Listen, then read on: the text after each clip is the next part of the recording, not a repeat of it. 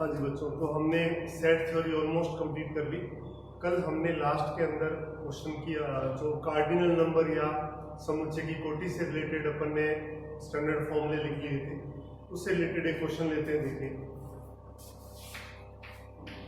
आपने कहा किसी शहर में 1000 परिवारों पर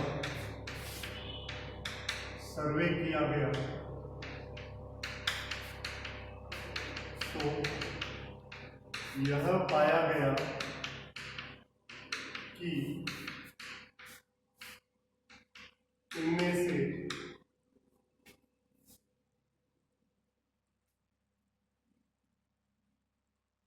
40% परिवार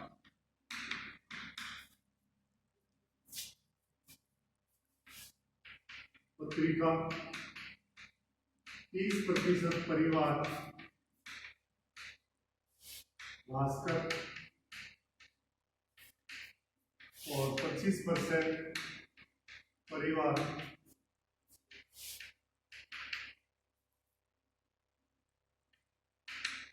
पंजाब केसरी।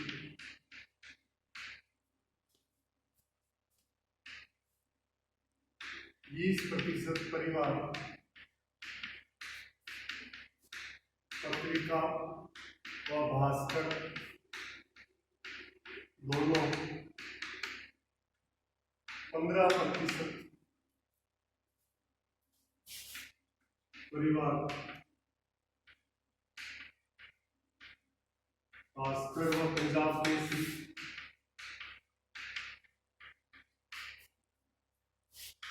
10% परिवार पत्रिका व पंजाब केसरी।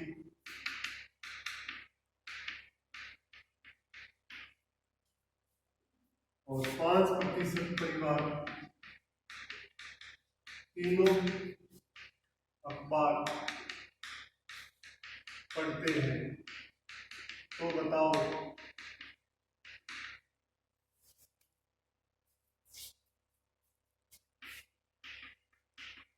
कितने परिवार केवल पत्रिका, सेकेंड केवल भास्कर,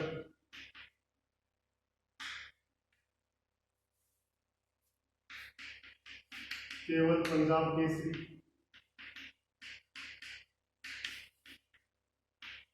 चौथा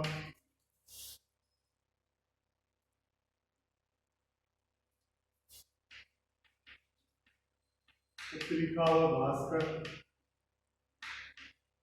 परंतु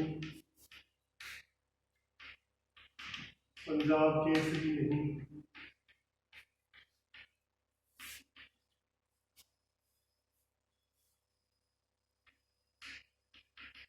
पंजाब केसरी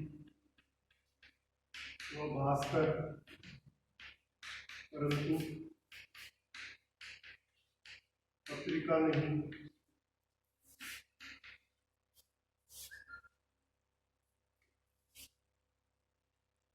पंजाब केसरी व पत्रिका परंतु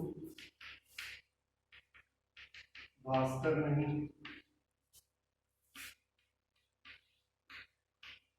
कम से कम 2 अखबार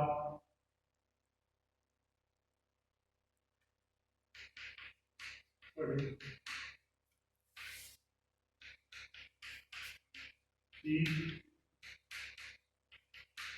2 अखबार पढ़े।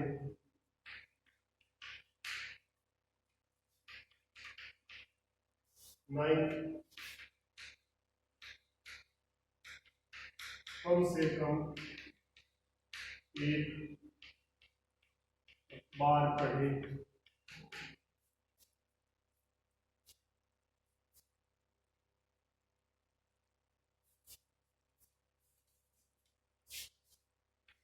10 ठीक 1 अखबार पढ़े।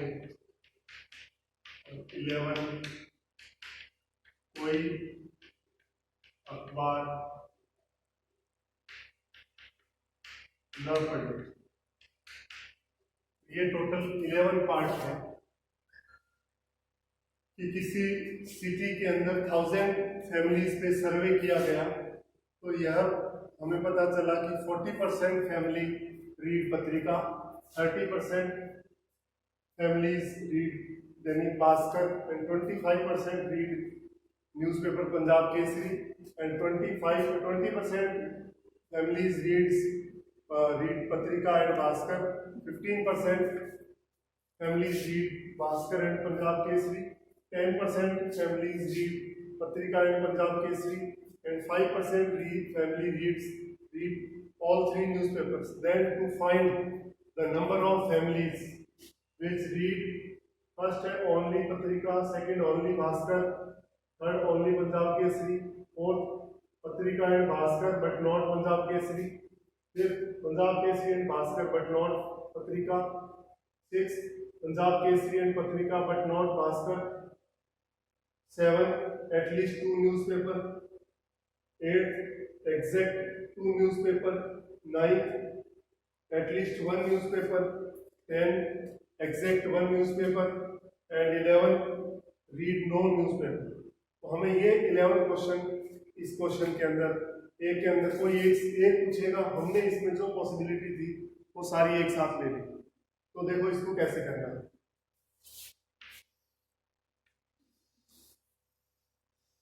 वेन डायग्राम की हेल्प से करेंगे हम।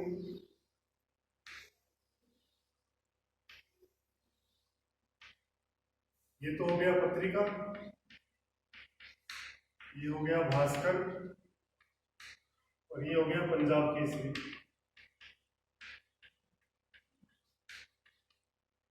टोटल 1000 फैमिलीज पे हमने सर्वे किया। तो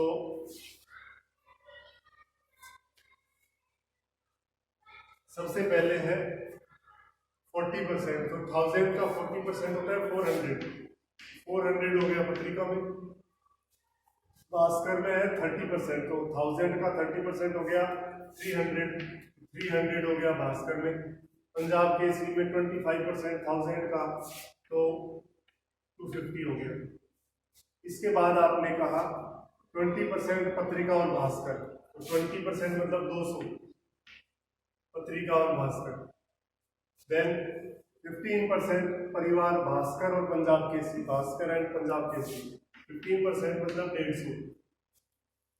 उसके बाद 10% पत्रिका और पंजाब केसरी, तो 10% मतलब 100 और 5% ऑल 3, तो ये ऑल 3 का आ गया 5%, 1000 का हो गया 50। अब 10 टू फाइंड सारे जवाब देने अपने, तो जरा ध्यान से काम करना पड़ेगा आपने को।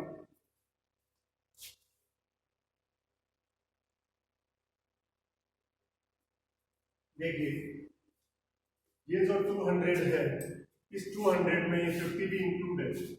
ये वाला पोर्शन चाहिए तो आप इसमें से 50 कम कर दोगे, केवल ये पोर्शन कितना आ गया 150।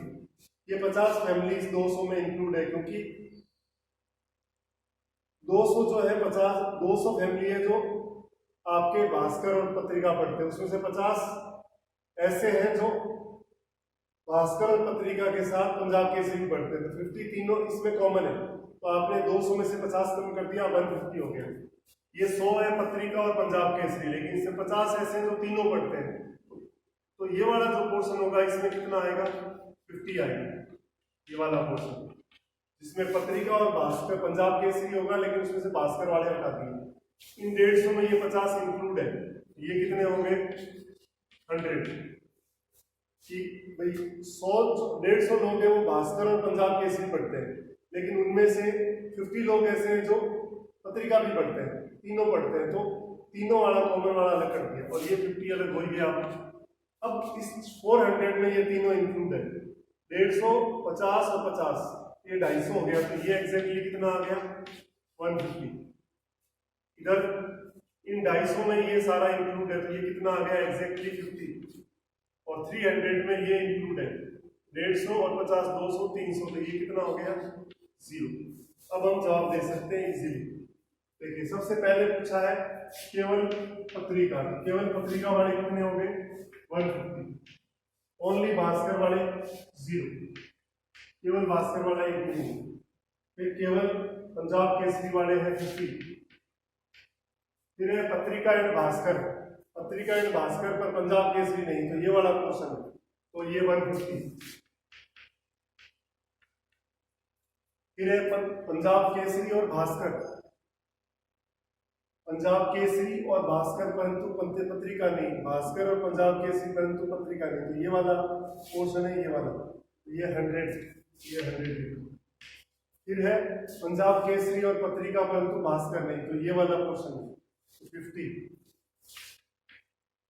फिर हमने कहा एटलीस्ट 2 न्यूज़पेपर, एटलीस्ट 2 न्यूज़पेपर यानी एग्जैक्टली 2 प्लस एग्जैक्टली 3, तो कम से कम 2 अखबार पढ़े, तो ठीक 2 अखबार पढ़े और प्लस ठीक 3, तो नीचे वाला पहले करते हैं, ठीक 2 वाले में ये वाला, ये वाला और ये वाला, ये 3 आएंगे, ये और ये 150, 50 और 100, ये होगा 150 प्लस 50 प्लस 100, ये कितना हो गया 300, नीचे वाले का 150 प्लस 50 प्लस 100 300, और इसमें एटलीस्ट 2, कम से कम 2 का मतलब एग्जैक्टली 2 प्लस एग्जैक्टली 3, तो इसमें प्लस 50 और ऐड हो जाएंगे, ये हो जाएगा 350, ये भी हो गया। फिर है कम से कम 1 अखबार पढ़े, कम से कम 1 यानी कंप्लीट चाहिए, तो कितना हो गया देखो, चाहे तो इंडिविजुअल ऐड कर लो, 150 150 300 50 और 50, तो 400, तो ये 400 हो गया, 400 प्लस 100 500 प्लस 50, 550 हो गया, कम से कम 1 का हो जाएगा 550, और एग्जैक्टली 1 का मतलब ये और ये, तो कितने हो गए 150 प्लस 50, ये हो गया 200, कोई अखबार नहीं पढ़े, तो टोटल माइनस मिनिमम 1 न्यूज़पेपर पढ़े 550, तो 450 फैमिलीज ऐसी है जो न्यूज़पेपर पढ़ते ही नहीं, तो इस तरह से आपको ये क्वेश्चन वेन डायग्राम की हेल्प से कैलकुलेट करना पड़ेगा।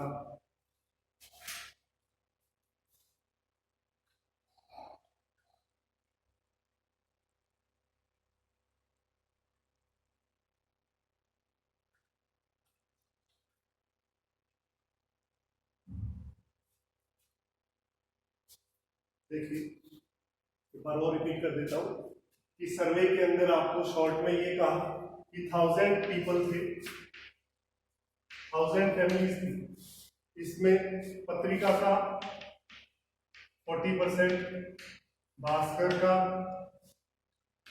30%, पंजाब केसरी का 25% लोग पंजाब केसरी पढ़ रहे हैं, उसके बाद में पंजाब केसरी और भास्कर, पंजाब केसरी एंड भास्कर वाले कितने हैं 20%, फिर है 15% परिवार भास्कर और पंजाब केसरी, भास्कर एंड पंजाब केसरी 15%, और उसके बाद में 10% है पत्रिका और पंजाब केसरी, पत्रिका एंड पंजाब केसरी 10%, और पंजाब केसरी एंड पत्रिका एंड भास्कर का 5%, ये हो गया 400, ये 300, ये 250, ये 200, ये 150, ये 100,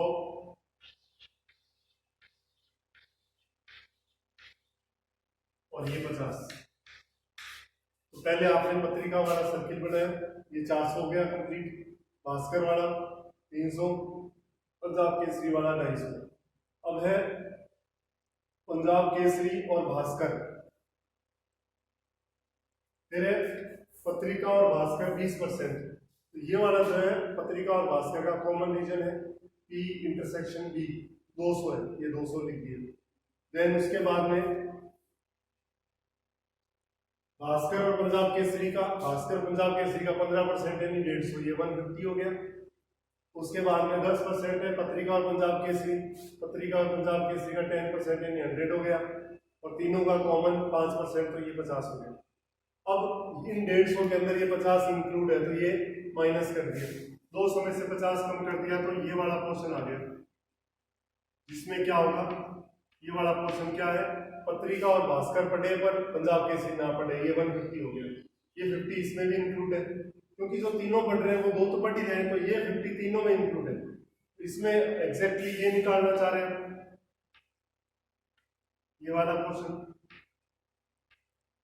तो 150 में से 50 कम कर दिया, 100 आ गया। अब ये वाला चाहिए पत्रिका, ये वाला पोर्शन चाहिए आपको, तो 100 में से 50 गया 50। अब हमें ओनली पत्रिका चाहिए, तो ये वाला पोर्शन,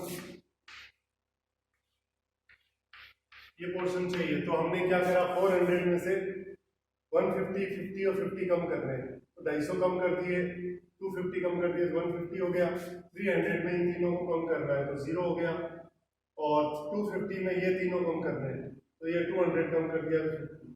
अब हम जवाब दे सकते हैं, ओनली पत्रिका का 150, ओनली भास्कर का 0, ओनली पंजाब केसरी का 50, फिर है पत्रिका और भास्कर, पंजाब केसरी नहीं, वो ये है 150, फिर भास्कर और पंजाब केसरी परंतु पत्रिका नहीं 100, फिर पत्रिका और पंजाब केसरी परंतु भास्कर नहीं 50।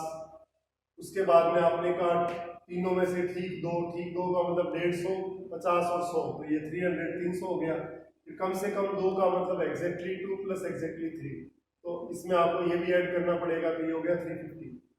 उसके बाद में कम से कम 1 का मतलब कंप्लीट चाहिए, 400, ये जो जितने भी येलो में लिखे सारों को ऐड कर लो, 400 ये हो गया, और 100 500 प्लस 50 550 आ गया, और तीनों में से ठीक एक 150, 0 और 50, तो 200, और एक भी अखबार ना पढ़े तो 1000 में से मिनिमम एक अखबार पढ़ने वाले को 550 माइनस कर दिया, 450 आ गया। मीन्स आप ये कह सकते हो कि 450 परिवार ऐसे हैं जो न्यूज़पेपर पढ़ते ही नहीं। तो ये क्वेश्चन था वेन डायग्राम से रिलेटेड, इसमें मैंने 10-11 पॉसिबिलिटी लिखी है। एग्जाम में क्वेश्चन पूछा जाए तो एक मिनट एक टाइम में 1 ही पूछेगा, तो या आपने देखा।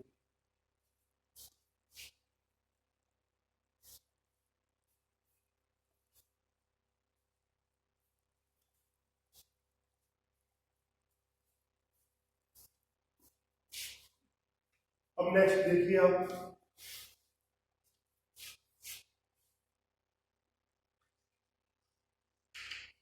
Cartesian product of 2 sets, 2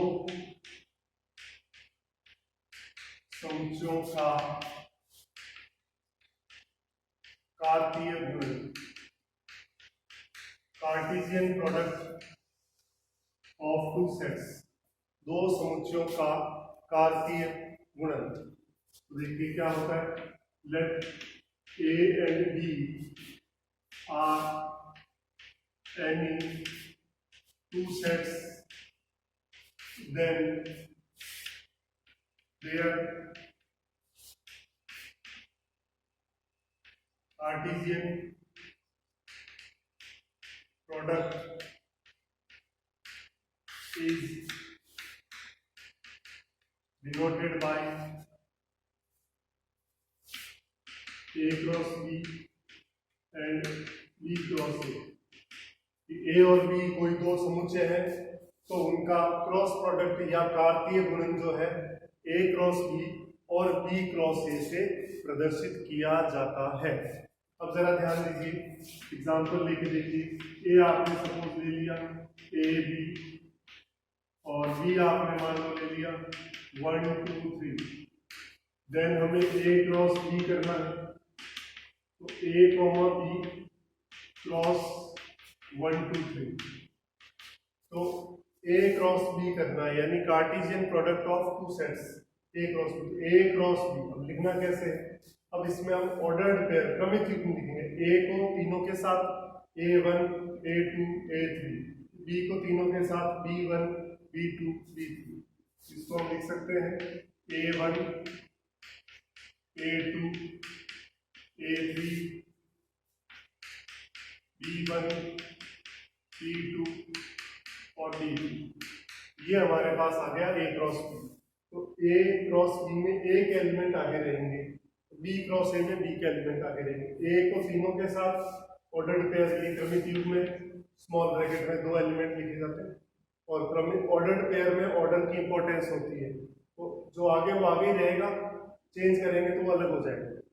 A1, A2, A3, B1, B2, B3।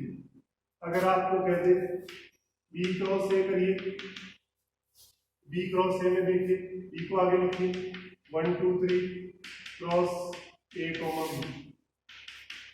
1 को दोनों के साथ 1A 1B 2A 2B 3A 3B।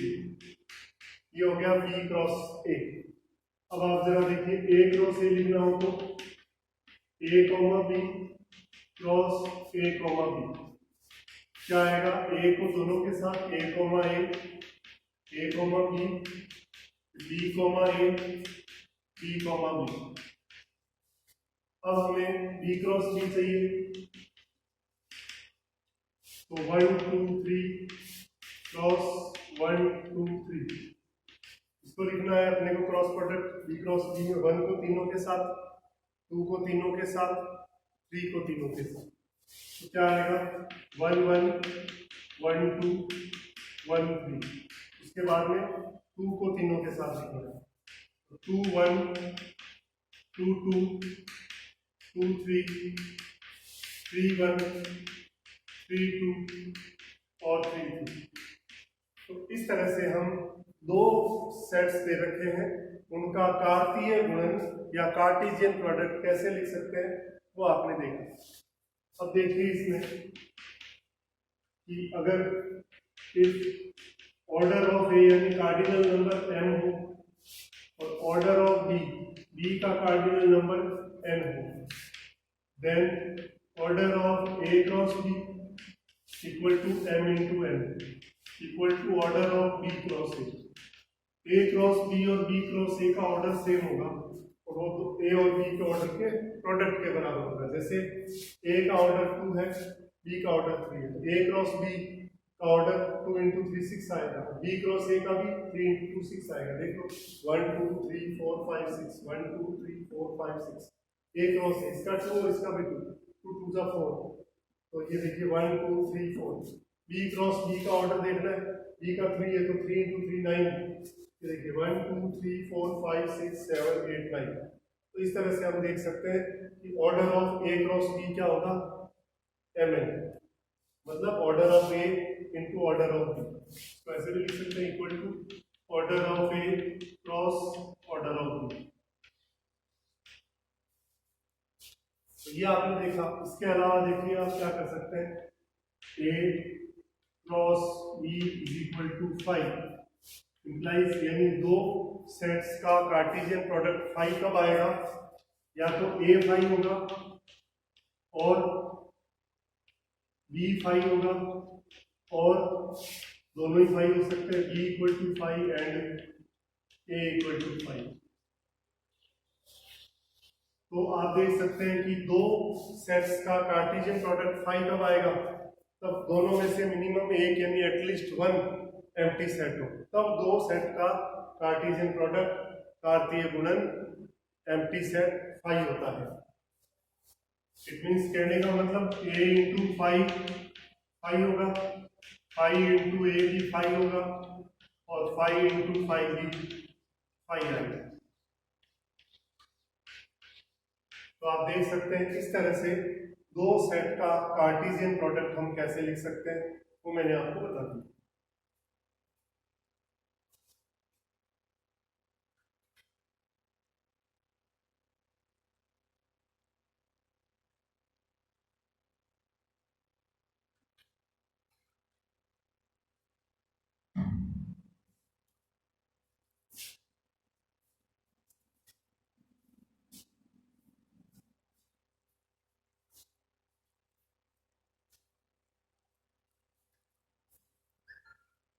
अब देखिए ये सेट कंप्लीट हो गया। अब हम बात करते हैं रिलेशन या संबंध। रिलेशन या संबंध क्या होता है? तो अभी जो हमने लास्ट में पढ़ा Cartesian product of two sets, वो ही उसी से कनेक्टेड है ये रिलेशन। कैसे है देखिए, आपने कहा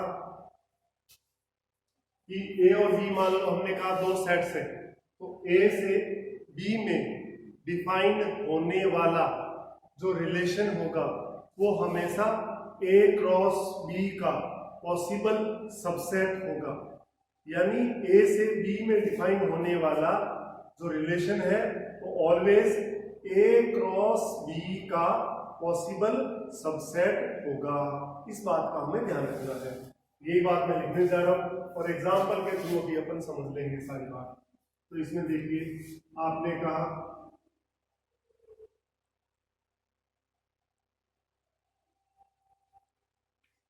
a relation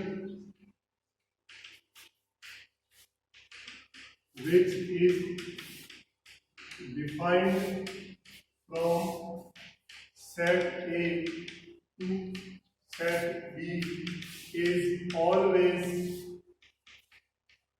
a possible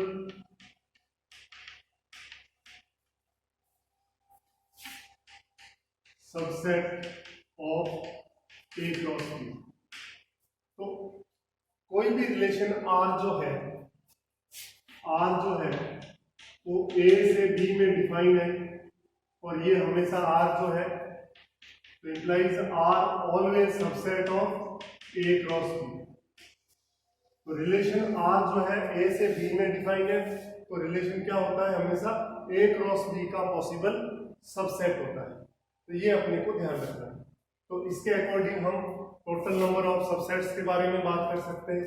कैसे, देखिए, ऑर्डर ऑफ ए आपने कह दिया m, ऑर्डर ऑफ बी आपने कह दिया n, तो implies order of A cross B आपने कह दिया m इंटू n।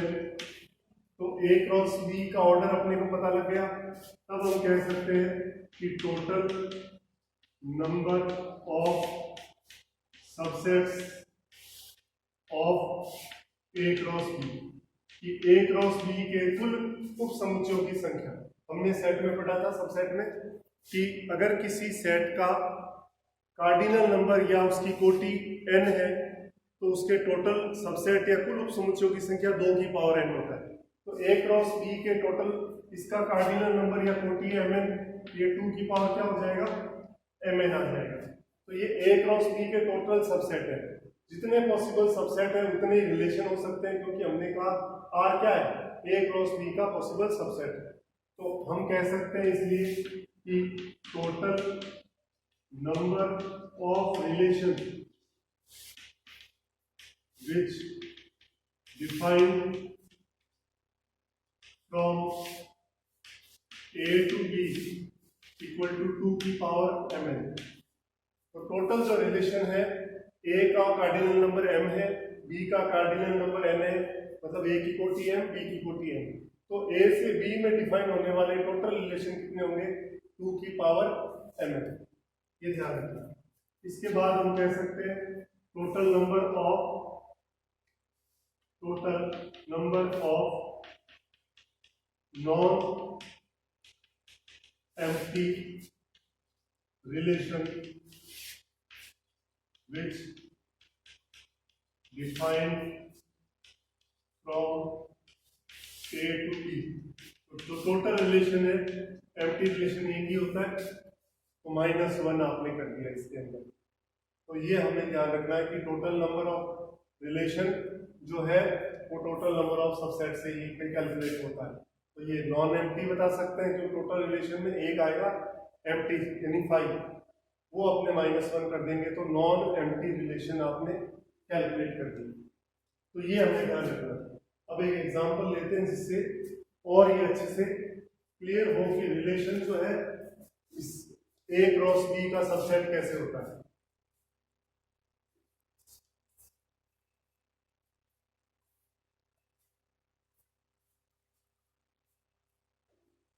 देखिए, हमने एक एग्जांपल लिया, A आपके पास है, राम, लक्ष्मण, भरत, शत्रुघ्न और दशरथ। और बी सेट मैंने लिया कौशल्या, कैकेयी, सुमित्रा, सीता, उर्मिला, मांडवी और श्रुतकीर्ति। ये ए और बी ले लिया हमने। अब आपको मैंने कहा ए क्रॉस बी बताइए। ए क्रॉस बी में आपने लिखा पहले आर, राम कौशल्या, राम कैकेयी, राम सुमित्रा, राम सीता, करते जाएंगे लास्ट में दशरथ, श्रुतकीर्ति। ये सारे ए क्रॉस बी में हमने टोटल लिख दिए। कितने उसमें 5, उसमें 1 2 3 4 5 6 7, उसमें 5 5 है तो 7 35। तो ए क्रॉस बी का जो कार्डिनल नंबर है वो कितना हो जाएगा 35 या 35। अब देखिए हम रिलेशन इसमें डिफाइन करते हैं तो आपको पता चलेगा कि जो रिलेशन है ए से बी में जो डिफाइन होने वाले हैं वो ए क्रॉस बी के सबसेट में होंगे। अब जैसे आपने फर्स्ट इसमें R1 कह दिया, R1 relation defined from A to B is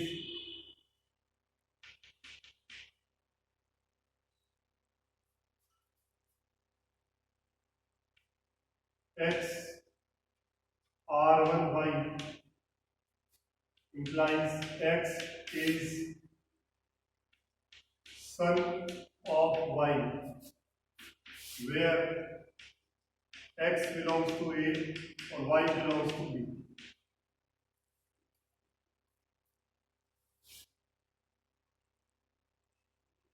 ये पहला दिया आपने R1 A से B में डिफाइन है X R1Y, X is son of Y where X belongs to A, Y belongs to B।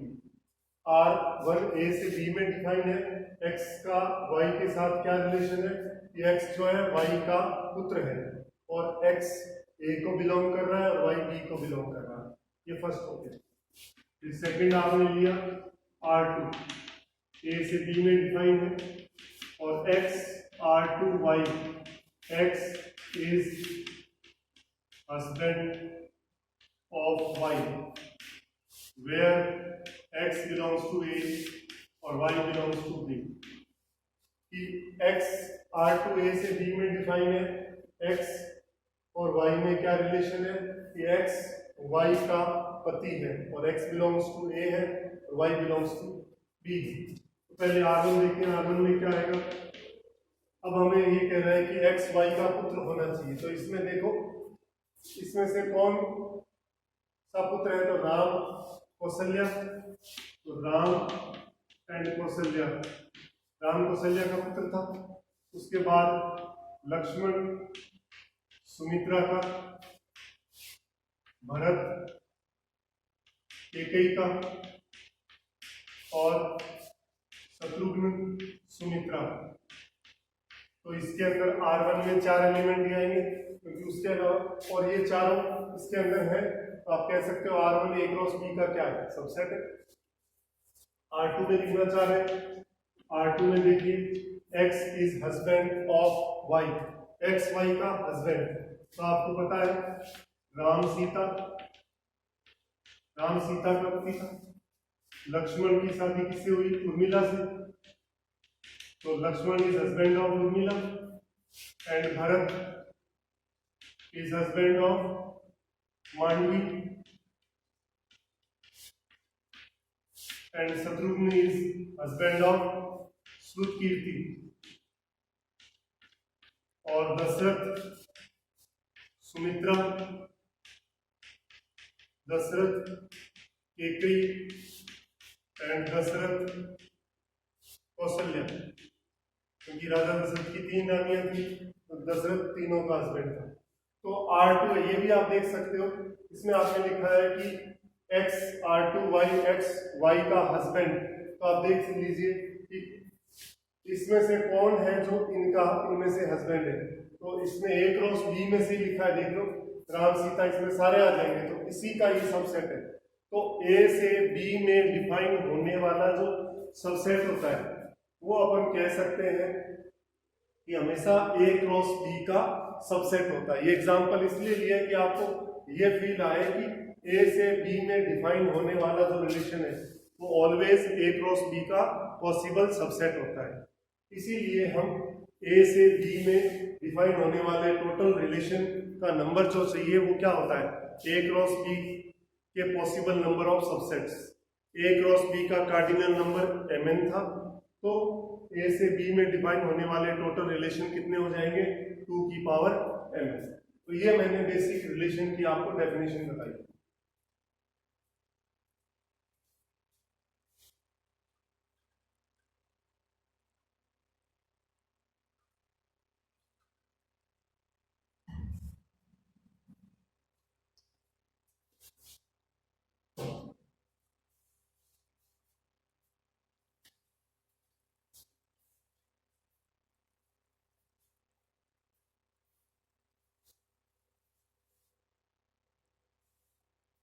अब देखिए इसके बाद है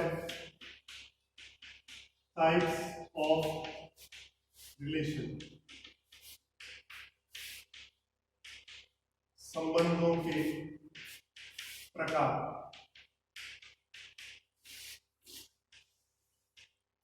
टाइप्स ऑफ रिलेशन यानी संबंधों के प्रकार। इसमें पहला है रिफ्लेक्सिव रिलेशन। रिफ्लेक्सिव मतलब स्वतुल्य संबंध। रिफ्लेक्सिव रिलेशन या स्वतुल्य संबंध क्या होता है, जरा देखें। नाम से पता चल रहा है स्वतुल्य यानी स्वयं का स्वयं के साथ रिलेशन होना चाहिए। जैसे इसमें क्या करेंगे हम कहेंगे let x belongs to A and x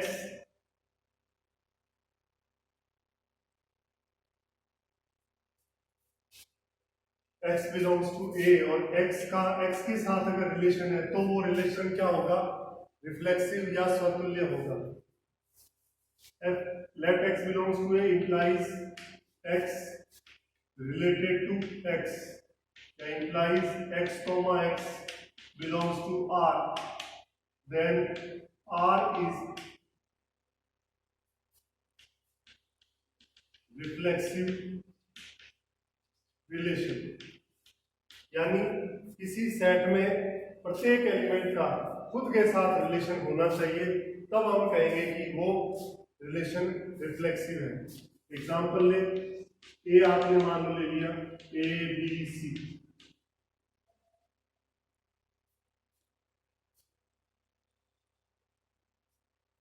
और इसमें जो रिलेशन R है, रिलेशन R है A टू A में x implies C। A से A में डिफाइन होने वाला रिलेशन है ये, जिसमें आपने कहा कि हर एक एलिमेंट का स्वयं के साथ, जैसे इसमें R1 लिखा मैंने A, B, B, C, C R1, तो आप कह सकते हो कि A क्रॉस B का पहली बात तो सबसेट है और तीनों एलिमेंट का खुद के साथ रिलेशन है, तो आप कह सकते हो R1 इज रिफ्लेक्सिव। R जो है स्वतुल्य है। अगर अपन ने इसमें मान लो A और B इतना ही लिख दिया, C नहीं लिया, तो ये रिफ्लेक्सिव नहीं होगा, क्योंकि इसमें एक एलिमेंट ऐसा है जिसका खुद के साथ रिलेशन गिवन नहीं है। तो हम कह सकते हैं कि R2 इज नॉट रिफ्लेक्सिव, यानी R2 जो है वो स्वतुल्य नहीं है। एक एग्जांपल और लेते हैं। आपने लिया L1 R, L2 implies L1 parallel L2 where L1 L2 belongs to plane P। अब इसमें हमें बताना है कि R रिफ्लेक्सिव है या नहीं है। तो रिफ्लेक्सिव में एक एलिमेंट की जरूरत होती है, आपको चेक करना है कि रिफ्लेक्सिव या स्वतुल्य है या नहीं है। ये कह रहा है L1 R L2, L1 का लाइन L1 का लाइन L2 के साथ क्या संबंध है, L1 और L2 आपस में समांतर या पैरेलल है और L1 और L2 किसी समतल या प्लेन के अंदर स्थित है। तो रिफ्लेक्सिव चेक करना है, तो आपने कहा माना let L belongs to T, एक लाइन आपने ले ली। अब आपको L1 का L1 के साथ यही रिलेशन प्रूव करना पड़ेगा अगर रिफ्लेक्सिव है तो L R L implies L parallel L, कोई भी लाइन खुद के पैरेलल होती है, बिल्कुल होती है, तो इसका मतलब it is true, it is true, ये सत्य है। इसका मतलब R इज रिफ्लेक्सिव, तो R क्या हो गया, स्वतुल्य हो गया। अब मान लो एक एग्जांपल और ले, हमने लिया L1 R L2 implies L1 perpendicular L2 where L1 L2 belongs to कोई भी प्लेन। इसमें रिफ्लेक्सिव चेक करना है, स्वतुल्य बताना है। एक एलिमेंट लेना है L belongs to P L R L, तो इसमें L1 L2 से L पुट करना है, तो L का L के साथ रिलेशन चाहिए, तो L परपेंडिकुलर L, हमें पता है कोई भी लाइन खुद के परपेंडिकुलर नहीं होती, तो इट इज फॉल्स, ये असत्य है। It means R is not reflexive, तो R रिफ्लेक्सिव नहीं है, मतलब R स्वतुल्य नहीं है। तो इस तरह से हम कोई रिलेशन हमें गिवन होगा, अगर सेट की फॉर्म में होगा तो हम बता सकते हैं, और लैंग्वेज की फॉर्म में हो तो भी हम बता सकते हैं। तो हमें ये पता होना चाहिए कि वो रिफ्लेक्सिव है या नहीं है, तो हम आराम से उसको कैलकुलेट कर सकते हैं।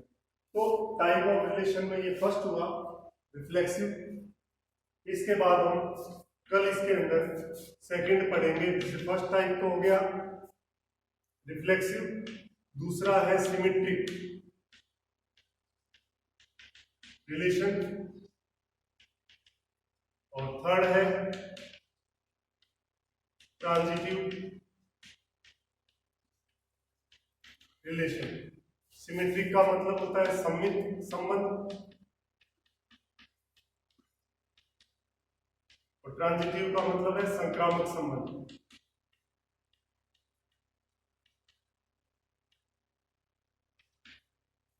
तो आपने स्वतुल्य के अंदर एक एलिमेंट की रिक्वायरमेंट होती है और खुद के साथ अपने को रिलेशन प्रूव करना होता है। सेकंड आपने देखा सिमेट्रिक में दो एलिमेंट की रिक्वायरमेंट होगी, जैसे x और y बिलोंग्स टू a ले लिया, अब रिलेशन a से a में डिफाइन है, तो a का b के साथ जो रिलेशन होगा, दो एलिमेंट x और y ले लिए मान लो, तो x का y के साथ जो रिलेशन है वही रिलेशन हमें y का x के साथ प्रूव करना पड़ेगा, तो सिमेट्रिक हो जाएगा। और ट्रांजिटिव में तीन एलिमेंट की रिक्वायरमेंट रहेगी, ए बी सी ले लिए या X Y Z belongs to A, तो एक्स का वाई के साथ जो रिलेशन है और वाई का जो जेड के साथ रिलेशन है ये तो हम लेके चलेंगे, देन हम एक्स का जेड के साथ रिलेशन प्रूव करेंगे। ठीक, तो ये दो सिमेट्रिक और ट्रांजिटिव हम कल पढ़ेंगे। कल ऑलमोस्ट हमारा रिलेशन छोटा सा टॉपिक है, कल ऑलमोस्ट ये भी फिनिश हो जाएगा।